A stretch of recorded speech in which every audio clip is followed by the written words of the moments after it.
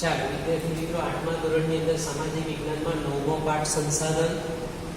એમાં આપણે સંસાધનનું સંરક્ષણ એટલે કે એની જાળવણી માટે આપણા જે કુદરતી સંસાધનો છે એ માનવ જીવન માટે ખૂબ અગત્યના છે. પછી તે વૃક્ષો હોય, વનસ્પતિ હોય, જંતુઓ હોય કે કોઈ પણ ખનિજો હોય કે ગમે તે, એ આપણા માટે ખૂબ જ અગત્યના છે, મહત્વના છે. એટલે આ સંસાધનોનું સંરક્ષણ કરવું, એનું જતન કરવું એ આપણા માટે ખૂબ જ મહત્વનું કામ છે, અગત્યનું કામ છે. જે કોઈ સંસાધનો છે, કારણ કે એના વગરનું જીવન, માનવ જીવન આપણા માટે અશક્ય છે. માનવ જીવન અશક્ય છે, એની વગર જીવી શકાતું નથી. પણ આજના વર્તમાન સમયની અંદર વસ્તી વધવાને કારણે, ટેકનોલોજી અને વિજ્ઞાનનો વિકાસ થવાને કારણે, આ બધા કારણોને લઈને કુદરતી સંસાધનોનો વપરાશ વધ્યો છે, બલકે ખૂબ વધ્યો છે અને દિવસે દિવસે વધતો જાય છે. એટલે આમાંના કેટલાક જે કુદરતી સંસાધનો છે એ કુદરતી સંસાધનો આવતા વર્ષોમાં આપણા માટે ઘટી જશે, ખૂટી જશે. એટલે અને કેટલાક સંસાધનો તો એવા છે કે અત્યારે જ ઘટી જવાની આની ઉપર છે. વિદ્યાર્થી મિત્રો, તમે અત્યારે જો ટીવી ઉપર સમાચાર સાંભળતા હોય તો વિશ્વ આરોગ્ય સંસ્થા WHO એમણે એક રિપોર્ટ એવો આવ્યો કે 2040 થી 50માં પાણી, પૃથ્વી ઉપર પાણીની અછત એટલે કે જળ સંકટ ઊભું થશે. પાણીની અછત ઊભી થશે. હવે પાણી વગર તો આપણે કોઈ જીવી જ નથી શકવાના. તો પાણીની અછત ઊભી થાય, જળ સંકટ ઊભું થાય તો આપણે શું કરીશું? એટલે આ કુદરતી સંસાધન છે એના સંરક્ષણ માટેના વિચારો આપણે અત્યારથી જ વિચારવા પડે કે જેથી કરીને ભવિષ્યમાં એ ઘણા લાંબા સમય સુધી ચાલી શકે. આજે માણસ પોતાની પ્રગતિ કરી છે, આજે માણસે ઘણો બધો વિકાસ કર્યો છે, ઘણા બધા સંશોધનો કર્યા છે, પણ એ વિકાસની યાત્રા, એ સંશોધનોમાં, એ વિજ્ઞાન યાત્રાની અંદર એને સંસાધનોનો, કુદરતી સંસાધનોનો એટલો બહોળો પ્રમાણમાં ઉપયોગ કર્યો છે કે જેના કારણે ભવિષ્યની સ્થિતિ માટે અત્યારથી જ આપણને વિચારવું રહ્યું. એને એ વિચારતા પણ આપણને કંપન આવી જાય એ પ્રકારના પ્રશ્નો આજે વિદ્યાર્થી મિત્રો ઊભા થયા છે. એટલે સંસાધનો છે એ સંસાધનોની જાળવણી કરવી, એનું સંરક્ષણ કરવું એ આજના જમાનાની, આજના યુગની, આજના સમયની માંગ છે. એટલે આપણે આ બધા સંસાધનો છે એનો વિવેકપૂર્વક, કરકસરપૂર્વક ઉપયોગ કરીએ. તો સંસાધનોના સંરક્ષણના ઉપાયો કયા ઉપાયો આપણે કરી શકીએ કે જેથી કરીને આપણે આ બધા જે કુદરતી સંસાધનો છે એ કુદરતી સંસાધનોને બચાવી શકીએ? તો કે પહેલું તો દાખલા તરીકે જમીનનું ભૂમિ સંસાધન છે, જમીન સંસાધન છે, તો એનું ધોવાણ વધારે પ્રમાણમાં થઈ રહ્યું છે. ફળદ્રુપ જમીનનું ધોવાણ વધારે પ્રમાણમાં થઈ રહ્યું છે. તો એ જમીનનું ધોવાણ થતું અટકાવવું જોઈએ આપણે પહેલા. તો એ જમીનનું ધોવાણ થતું અટકાવવા માટે શું કરવું? તો કે ભાઈ વૃક્ષારોપણ કરવું, જંગલોનું પ્રમાણ વધારવું, વનસ્પતિનું પ્રમાણ વધારી દેવું. એટલે જમીનનું ધોવાણ અટકે અને જમીનની ફળદ્રુપતા ઘટે એ પ્રકારના પ્રયત્નો આપણે હાલમાં કરવા જોઈએ. ત્યાર પછી બીજો એનો ઉપાય એ થઈ શકે કે ભાઈ આપણે પાકનું ઉત્પાદન વધારવા વિવિધ પ્રકારના રાસાયણિક ખાતરો, વિવિધ પ્રકારના જંતુનાશક દવાઓનો ઉપયોગ કરીએ છીએ. તો એ રાસાયણિક ખાતરો અને જંતુનાશક દવાનો પણ આપણે કરકસરપૂર્વક અને વિવેકપૂર્વક ઉપયોગ કરવો જોઈએ. વધારે પડતો રાસાયણિક ખાતરનું પ્રમાણ વધે તો થોડા સમય માટે પાકનું ઉત્પાદન વધે, પણ એનાથી જમીનની ફળદ્રુપતા ઘટે છે. એટલે રાસાયણિક ખાતરનો ઉપયોગ આપણે બને તેટલો ઓછો કરવો જોઈએ. એના ઉપાય તરીકે એટલે કે રાસાયણિક ખાતરની જગ્યાએ આપણે કુદરતી ખાતરનો આપણે ઉપયોગ કરી શકીએ. છાણિયું ખાતર છે, લીલો પડવાશ છે, એ બધાનો આપણે ઉપયોગ કરી શકીએ તો પેલો રાસાયણિક ખાતર શક્ય પ્રમાણમાં ઓછો ઉપયોગમાં આપણે લઈ શકીએ. ત્યાર પછી ત્રીજી બાબત જે છે એનો ઉપાય તરીકે તો કે ભાઈ આપણે સિંચાઈ પદ્ધતિથી જે પાણી આપણે નહેરનું પાણી આપણે ત્યાં આવે ખેતર સુધી અને ખેતરમાં આપણે નહેરનું પાણી આપણે મૂકીએ છીએ, સિંચાઈ પદ્ધતિથી આપણે ખેતી કરીએ છીએ.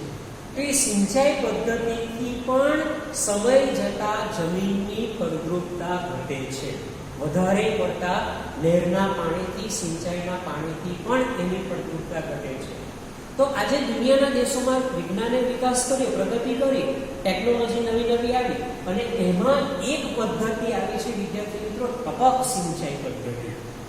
આજે દુનિયાના દેશોએ જોયું છે કે ભાઈ ટપક સિંચાઈ પદ્ધતિથી એક તો પાણીની બચત, પાકને જેટલું પાણી જોઈએ તેટલું જ મળે અને સાથે સાથે આ કુદરતી સંસાધન પણ જળ સંસાધન બચે અને સાથે સાથે આપણું જમીન સંસાધન પણ બચે છે, ફળદ્રુપતા ઓછી થતી શકે. એટલે ટપક સિંચાઈ પદ્ધતિનો ઉપયોગ આજના જમાનામાં તાતી જરૂરિયાત છે. વધારે પડતો જંતુનાશક દવાઓનો ઉપયોગ કરવાથી પણ હવે તમે ખેતરની અંદર જમીન ઉપર જંતુનાશક દવાઓનો છંટકાવ કરો એટલે એ જમીનમાં નીચે ઉતરે અને એ જમીનમાં નીચે ઉતરવાને કારણે કૂવાના તળમાં પણ મુશ્કેલીઓ ઊભી થાય છે અને ભૂગર્ભ જળની અંદર પણ મુશ્કેલી ઊભી થાય છે, એટલે એ પણ દૂષિત થાય છે.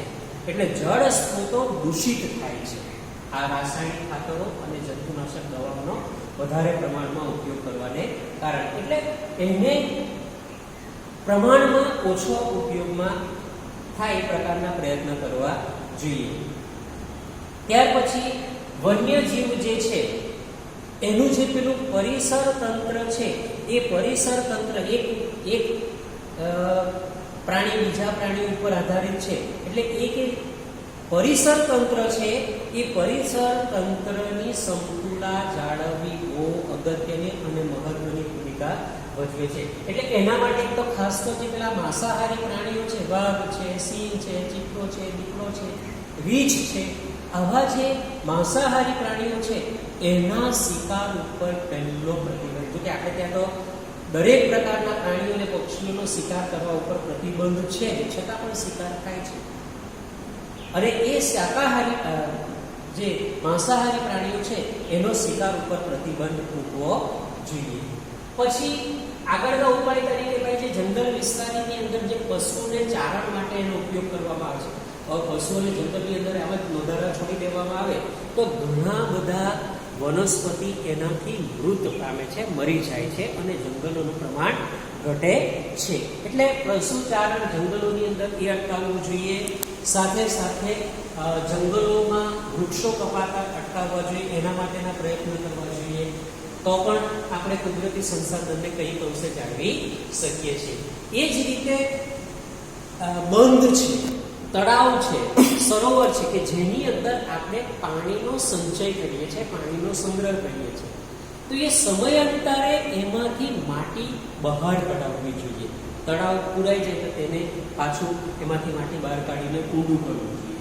એ જ રીતે બંધની અંદર પણ પાણી, બંધનો જે વિસ્તાર છે એ ભાગની અંદર જે માટી આવી જાય તો તેને પણ બહાર કઢાવવી જોઈએ, જેથી કરીને વધારે પાણીનો સંગ્રહ થઈ શકે એ પ્રકારના પ્રયત્ન કરવા જોઈએ. વધારે પણ આજના જ આપણા ગુજરાતની અંદર જુઓ તો અત્યારથી એવું ચોમાસાના દિવસો હજુ ચાલી રહ્યા છે અને આપણા ગુજરાત ઉપર જળ સંકટ ઊભું થયું છે કે તો ચાલે.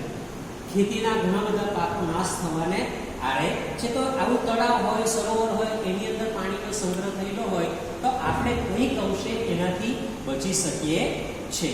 ત્યાર પછી વરસાદનું જે પાણી છે જે નદીઓ દ્વારા નકામો સમુદ્રની અંદર વહી જાય છે અથવા તો સાગરમાં વહી જાય છે, તો એ નદીઓ ઉપર બંધ બનાવીને, ચેકડેમ બનાવીને એ પાણીનો રોકવું જોઈએ, જેથી કરીને એને ઉપયોગમાં લઈ શકાય. એટલે ચોમાસાની અંદર નકામાં વહી જતા પાણીને આપણે બંધ દ્વારા, ચેકડેમ દ્વારા કે આડબંધ દ્વારા રોકવું જોઈએ. આજે વિશ્વનો એક દેશ એવો છે ઇઝરાયલ.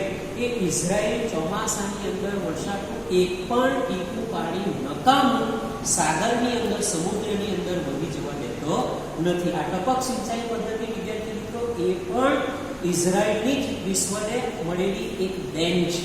એટલે પાણીનો કરકસરપૂર્વક ઉપયોગ કરવો જોઈએ, પાણીને રોકવા માટેના પ્રયત્ન કરવા જોઈએ. ત્યાર પછી આપણા ઘરની અંદર કે ઉદ્યોગોની અંદર, કારખાનાઓની અંદર જે વપરાતું પાણી છે એ પાણીને પણ શુદ્ધિકરણ કરીને ફરી પાછા ઉપયોગમાં લે એ પ્રકારના પ્રયત્ન કરવા જોઈએ.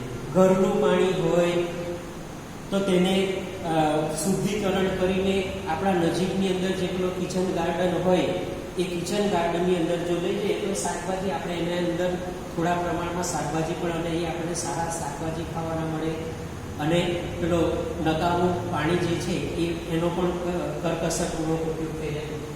ઘણા બધા એવા ઉર્જા સ્ત્રોતો છે કે જે ફરી પાછા આપણને પ્રાપ્ત થઈ શકવાના નથી અથવા તો ઘણા લાંબા સમય પછી આપણે પ્રાપ્ત થઈશું. દાખલા તરીકે ખનિજ તેલ પૃથ્વીના પેટાળમાં છે જે અખૂટ નથી, એ ક્યારેક ને ક્યારેક તો ઘટી જવાનું છે. તો એ જ્યારે ઘટી જશે ત્યારે આપણા માટે પેટ્રોલનો અને ડીઝલનો બહુ મોટો પ્રશ્ન ઊભો થવાનો છે. તો એની જગ્યાએ આપણે બીજા કોઈ ઉર્જા સ્ત્રોતના મળી રહે એ પ્રકારના પ્રયાસો કરવા જોઈએ. એટલે કે એની જગ્યાએ એના બદલામાં બીજા ઉર્જા સ્ત્રોત આપણે વિકસાવવા જોઈએ. દાખલા તરીકે વીજળીની બચત કરવી હોય તો વીજળી જે જળ વિદ્યુત દ્વારા ઉત્પન્ન કરે એની જગ્યાએ પવન ઉર્જાનો આપણે ઉપયોગ કરી શકીએ, એની જગ્યાએ આપણે સૌર ઉર્જાનો ઉપયોગ કરી શકીએ.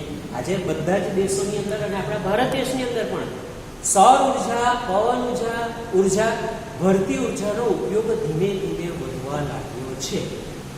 આપણા ઘરે પણ તમે જો વિદ્યાર્થી મિત્રો ઘણા બધાના ઘરો પર તો સૌર ઉર્જા માટે પેનલ ઉપર બેસાડવામાં આવેલી છે અને વીજળીનું બિલ આપણે 0 કરી શક્યા છે. એટલે એનો ઉપયોગ વધારે ભવિષ્યમાં તૂટી જતો હોય તો એના આપણે વિકલ્પ તરીકે જુદા જુદા આવું સૌર ઉર્જા છે, પવન ઉર્જા છે, ભરતી ઉર્જા છે, એનો વિકલ્પ આપણે અત્યારથી જ વિચારવો જોઈએ. પુનઃ અપ્રાપ્ય જે ઉર્જા સ્ત્રોતો છે એને પણ આપણે બચાવવા માટેના પ્રયત્ન કરવા જોઈએ કે જેથી કરીને આપણને લાંબો સમય સુધી ચાલી શકે. એટલે આપણને તો અત્યારે વાંધો નહીં, પણ ભવિષ્યમાં આવનારી આપણી જો વિદ્યાર્થી મિત્રો આપણના આગળની પેઢીના લોકોએ આપણું વિચારેલું તો આપણે અત્યારે આ બધું આપણને સરળતાથી મળી શકે છે. તો એ જ રીતે આપણે પણ ભવિષ્યના પેઢી માટે થોડુંક વિચારશું તો એ લોકોને પણ ઘણી બધી મુશ્કેલીઓ ન પડે એવું આપણે માની શકીએ. એટલે કુદરતી જે સંસાધનો છે એનો એક જ કે ભાઈ કરકસર, વિવેકપૂર્વક, સમજણપૂર્વક એનો ઉપયોગ કરીએ તો જ આપણે લાંબો સમય સુધી ચલાવી શકશું. નહીં તો જે રીતે બીજા બધા ગ્રહો નપાણીય ગ્રહો છે એ જ રીતે આપણી પૃથ્વી પણ જીવસૃષ્ટિ વગરની નપાણીય ગ્રહ બનીને રહી જશે. એ બધું માનવીના હાથમાં છે, આપણા હાથમાં છે. શું કરવું એ આપણા હાથમાં છે. એટલે એના વિકલ્પો વિચારવા રહ્યા, ઉપાયો આપણે અમલમાં મૂકવા જ રહ્યા. વિદ્યાર્થી મિત્રો, આ 9મો પાઠ અહીંયા પૂરો થાય છે.